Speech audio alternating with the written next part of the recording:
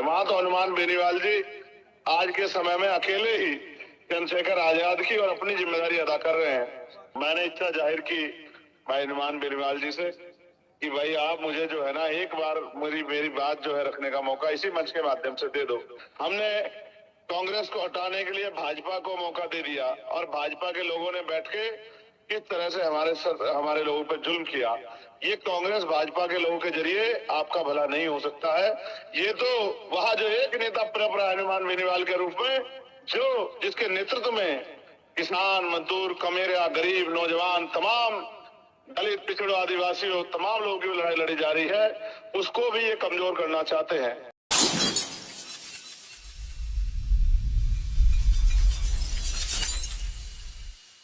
प्यारे भाइयों, बहनों, माओ, बच्चों और मेरे जिम्मेदार साथियों, आप जानते हैं कि राजस्थान से मेरा प्यार किससे छिपा हुआ नहीं। मैं लगातार राजस्थान में आता जाता रहा और राजस्थान से प्यार करता रहा। और आप ये भी जानते हैं कि आपके यहाँ उपचुनाव है, हमेशा आपने मेरा साथ दिया है। ये जो चुनाव है, पहले तो मैं प्रत्याशी के बारे में कहूं, ये मेरी बहन भी लगती है, मेरी भाभी भी लगती है और हनुमान बेनीवाल जी मेरे बड़े भाई हैं। बुरे समय में इन्होंने मेरा साथ दिया है हमेशा, चाहे पार्लियामेंट हो या पार्लियामेंट के बाहर मेरा मार्गदर्शन करने का काम किया है। और जहां तक मैं जानता हूं, राजस्थान में इतना संघर्षशील और लोगों का सच्चा नेता हो भी नहीं सकता। हम विधानसभा चुनाव मिलकर लड़े, लेकिन सहयोग में कुछ कमी रही। आपकी तरफ से कमी नहीं रही, आपने पूरी ताकत हमें दी, लेकिन हम लोगों की तरफ से कुछ कमी रही तो हम पीछे रह गए। लेकिन मैं आपसे कहना चाहता हूं, भाई हनुमान बेनीवाल आपके सच्चे सिपाही, वो आपसे उतना ही प्यार करते हैं जितना वो अपने बच्चों से, अपने परिवार से प्यार करते हैं। मैं आपके यहाँ कल हो सकता आ भी जाऊं, लेकिन मैं कोशिश ये कर रहा हूं, मेरे कंधों पे जिम्मेदारी है और ये जिम्मेदारी आप ही लोगों ने डाली है कि जहां जहां हम ताकत बना सकते हैं वहां ताकत बनाए। वहां तो हनुमान बेनीवाल जी आज के समय में अकेले ही चंद्रशेखर आजाद की और अपनी जिम्मेदारी अदा कर रहे हैं।